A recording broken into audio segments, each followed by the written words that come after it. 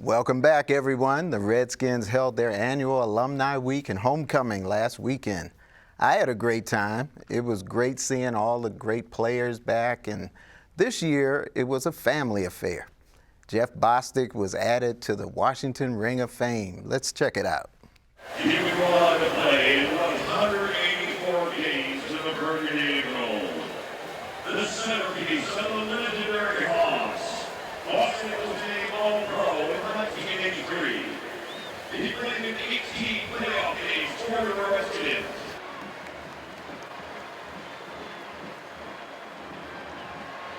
Talk about how it feels to be here with both your families, the Redskin family and your family. This is certainly special to be here and to receive this type of award, but it's truly rewarding to have all my girls here, my wife.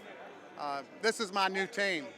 I mean, I've certainly seen a lot of my teammates and a lot of guys that I played with, but you know, at the end of this day, they're going to have my name up here on the stadium that will last as long as eternity, and my kids will be able to enjoy it, and their kids will be able to enjoy it, and the next generation after that. So this is certainly something that means a great deal to the Bostic family.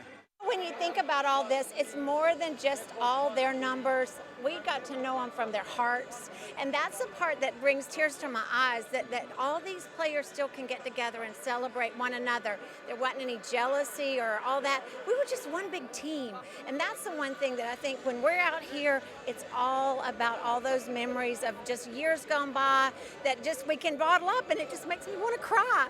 It's great to see a lot of the guys from the Redskins, former Redskins, and my former teammates, and they'll always be my teammates, so it's always great to get back and get together with the guys. I'm just so proud of him. I'm definitely a daddy's girl, everybody knows. But love you, Mom, but, you know, that's how girls go. But just happy that, you know, my kids can experience, we have, you know, our son here today, and it's good to see all the guys out here, especially having grown up around them. It's like having a big family reunion. It's my first time experiencing it, so it's really exciting to see everybody and see my dad just kind of melt into his environment and see him with all of his friends. I enjoy it as a family event this year. It's really good to have that. And for us, it's always a great reunion because we get to see all our friends that we made through football, and the wives always enjoyed seeing each other, so it's a wonderful event. You know, it's good to have Dr. Williams here and little Lee here and Big Laura, my girl right here. You know, homecoming, I think if you're going to have a homecoming, you see all the alumni here, the players that have played before me, after me. It's a good feeling to come to the stadium under these conditions.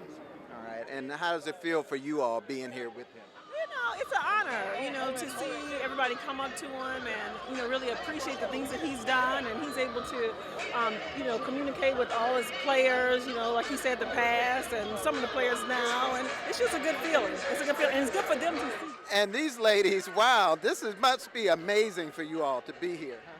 Yeah, it is. It's amazing. And what about you? It is amazing. I'm shy. He's like flexible, because if I say I want this and then I change my mind, he's like, okay. Okay, and you? He takes us to justice. It's enjoyable to go back 30, 40, 50 years and relive some of the things that we did together. And that's what's so enjoyable about it, you know, because, you know, when you get my age, it's like, you know, you sort of forget. And this rekindles that memory. It is a really exciting feeling to recognize his accomplishments, very proud. But one thing I must say, as I was looking at this Ring of Fame, he is worthy to be in that Ring of Fame. Roy Lee, Sweet Pea Jefferson should be in that Ring of Fame. Very excited, and I'm very proud that my daughter can see what her grandpa did. Very competitive, and he has passed that down. Great fun had by all last weekend. Roy Jefferson's daughter says her dad should be considered for the Ring of Fame. What do you all think? How about you, Mike? It depends on what the criteria are for getting into the Ring of Fame. In terms of Roy Jefferson, he had his greatest season statistically in Pittsburgh. Then he played for the Colts in their Super Bowl winning year in 1970. And then he came to the Redskins, played his last 6 seasons here. He had some great years here. But again, looking at Bostic, Bostic played here 14 years. Okay, Roy Jefferson was here 6 years. However, I was on the committee, the 80 greatest committee that selected 10 more players on top of the 70 greatest, and I pushed for him to be on that team. I thought he was well deserving of that. But in terms of being on the part of the Ring of Fame, it just depends on the criteria for that. See, and I don't think that you take away from what he did with the other teams because he still played in 6 years, and then those statistics should roll over from the other years too. So I don't know what the criteria is for as far as that, but And he was in some I pretty would like to meaningful know that. seasons too, right? Well, it's 1971, Right. 9-4-1 And year, 72. George Allen's first year. And in fact, he played a key role in that team when Yeah, Charlie Taylor went down with the injury and helped significantly as the Redskins got a playoff spot that year, the first time in a quarter century. You know, I think he's deserving. Again, a lot of it has to do with criteria and who you're up against. You can be deserving, and other people may be deserving in front of you.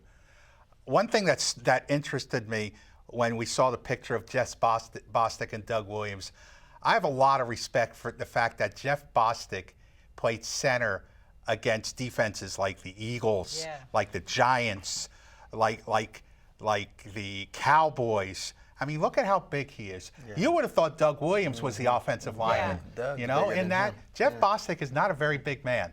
I got all that respect for the way he played. You know, he beefed up though toward the know. end of his career. I know, like a lot of these guys did. But I covered him at the end of his career, and I was not still as always big as some amazed. of He those was other not that centers. big for an offensive Well, center. Jeff and I had an opportunity to go to the Redskins Alumni, of all places, right? And I talked to Jeff that night. I said, they didn't ban me, but I talked to Jeff that night. I introduced myself to him. He said, I remember the name. I said, I play up in Philadelphia. He said, yeah, I got to tell you a story about Reggie White. He said, Reggie called him over with a graspy voice. You know, hey, boss, come here, you know, like that. He's like, I hate playing against you. He said, why?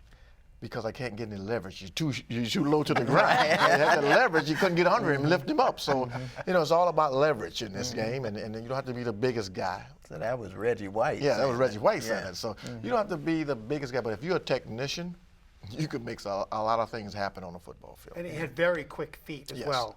I don't remember was him very ever being mobile. hurt either. And he Very I low think to the he- ground, like you say. Technician. He was Great the leverage, center for very 3 quick. different Super Bowl quarterbacks, right? One of only 6 Yeah. Redskins during that Right. era to win all 3 rings. They were all solid. Yeah, some solid players. I'd like to thank everybody. John Booty, Tom Lavero, Mike Richmond, and Mike, talk about your book that's coming out soon, right? You got a couple I co-authored seconds a here. new book called Joe Gibbs: An Enduring Legacy. Okay. It's being published by his foundation, Youth for Tomorrow, and it's going to contain 4 chapters: Redskins, NASCAR, Youth for Tomorrow, and his spiritual life. All right. Well, we'll have to talk about that on our next show as well. And of course, our First Lady, Donna Hopkins. Thank you for being here. West Virginia. Outstanding work, everybody. This was great. I'm Marvin Jackson. We'll see you next time, everybody, on the sideline. Mountaineers. Thanks, everybody. TCU. Mountaineers.